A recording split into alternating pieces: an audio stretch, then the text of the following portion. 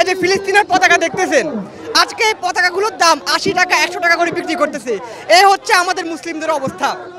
সুযোগ পাইছে, সুবিধাবাদীরা সুবিধা নিয়ে নিছে, অথচ তারা যদি একদম প্রকৃত মুসলিম হইতো আজকে তারা এই পতাকাগুলো মানুষকে ফ্রিতে দিয়ে দিতে পারতো, কিন্তু তারা এখানে সুবিধা নিতেছে।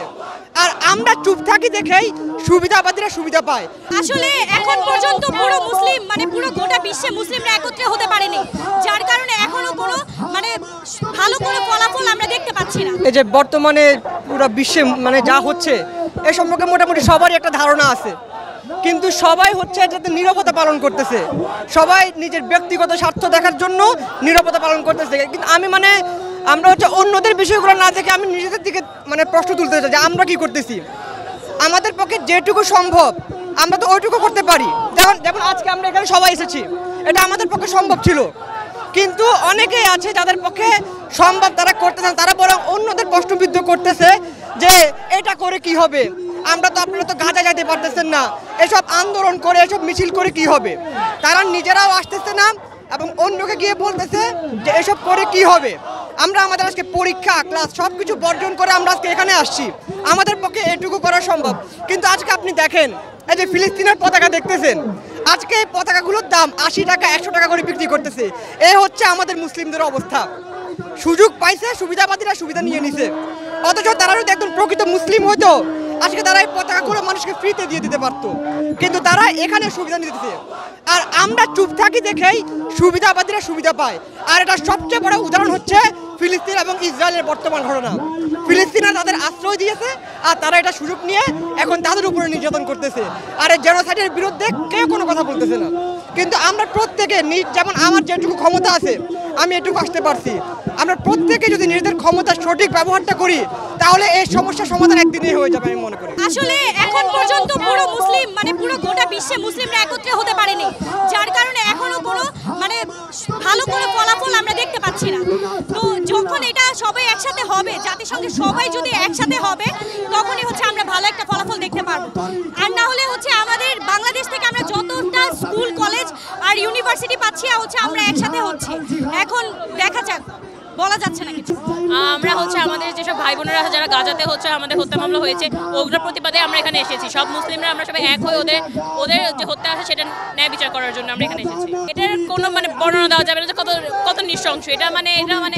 এটা এখন শুধু ধর্ম নিয়ে না, এটা আমাদের হিউম্যানিটি নিয়ে এখন আমাদের উপর উঠছে, প্রশ্ন উঠেছে। বিশ্বে বর্তমান সবাই নিশ্চুপ অবস্থায়, যেমন আমরা দেখছি আরব বিশ্বে মিডল ইস্ট যেমন সবচেয়ে সোচ্চার হওয়ার কথা, তারা সকলেই নীরব অবস্থান পালন করছে। এই প্রেক্ষিতে আমরা পুরা বিশ্ব আজকে এখানে অবস্থান নেওয়া হয়েছে গাজার প্রতি সমর্থনের জন্য। বর্তমানে যে অনেক আগে থেকে যে ফিলিস্তিনের মানুষের উপর যেইভাবে তারা নির্যাতন চালাচ্ছে, এটা মানবাধিকারের চরম অবমাননা। এটা একজন মানুষ হিসেবে এটা বিবেকে নাড়া দেওয়ার কথা যে এইভাবে নিরীহ মানুষদের একজন করে খুঁজে ড্রোনের মাধ্যমে যে বোমা মেরে তাদেরকে যে হত্যা করছে, এটা জাতিসংঘ সহ বিভিন্ন ধরনের যেমন সংস্থা আছে তাদের বিবেকে কাজ করা উচিত যে এইভাবে এটা বন্ধ করা উচিত যথাসম্ভব। OIC যেটা হচ্ছে ইসলামিক যে বিভিন্ন দেশ নিয়ে সংগঠন করা হয়েছে, তারা নীরব দর্শকের মতো ভূমিকা পালন করতেছে। তাদের সংগঠন মূলত কাজ করা উচিত ছিল এইসব মানুষের যাতে মানবাধিকার ক্ষুণ্ণ না হয়, তাদেরকে এইভাবে যাতে মৃত্যুবরণ না করতে হয়, বোমা মেরে তাদেরকে যে মেরে ফেলা হচ্ছে এর প্রতিবাদ করার জন্য, কিন্তু তারা চুপচাপ ভূমিকা পালন করছে। আমাদের ফিলিস্তিনের ভাইরা আমাদেরকে আহ্বান জানিয়েছে এই সম্মেলন বা বিক্ষোভের জন্য, আমরা তাতে সাড়া দিয়েছি যাতে যেমন মোরাল দেশগুলো আছে যেমন জাতিসংঘ বা OIC তাদের বিবেকে যাতে নাড়া দেয় এবং এর প্রতিবাদ যাতে তারা করে।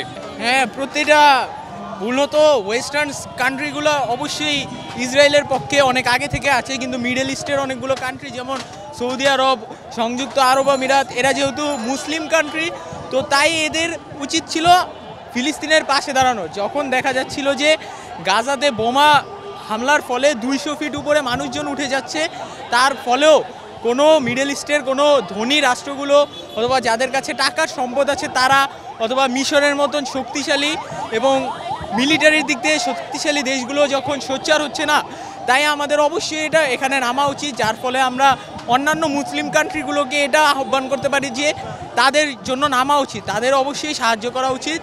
এবং আর যাতে 36,000 শিশু মারা গেছে এই পর্যন্ত যতদূর জানা গেছে, 36,000 যাতে আরও শিশু না বেড়ে যায় এবং তারা যাতে তাদের নিজস্ব একটি ভূখণ্ড ফিরে পায়, এটাই আমাদের কামনা। তো এর জন্যই সবাই এর জন্য এখানে দাঁড়িয়েছে। অবশ্যই না, এটা কোনোভাবেই এটা সমর্থন করার যোগ্য নয়, কারণ এটা মানবিক দিক থেকে চিন্তা করলেও এটা কোনোভাবেই সমর্থন করা যায় না। এই কারণে যারা মুসলিম দেশ যারা চুপ হয়ে রয়েছে, আমরা তাদেরকে আহ্বান করবো যেন তারা এ ব্যাপারে সরব হয়। এমনকি যে যত বাংলাদেশ সহ এবং বাইরে যত সাধারণ দেশ আছে মুসলিম দেশ ছাড়াও, তাদের মানবিক দিকে চিন্তা করে হলেও এই গণহত্যার বিরুদ্ধে অবস্থান নেওয়া দরকার। ঠিক।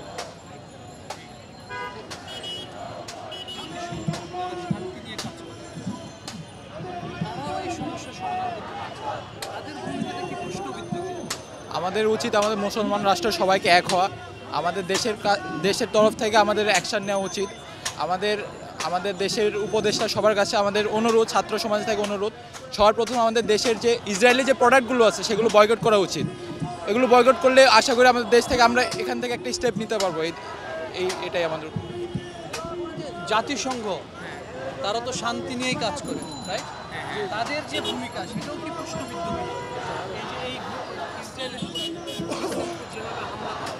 অবশ্যই প্রশ্নবিদ্ধ, কারণ তাদের ক্ষমতা থাকা সত্ত্বেও তারা সেভাবে এগিয়ে আসছে না।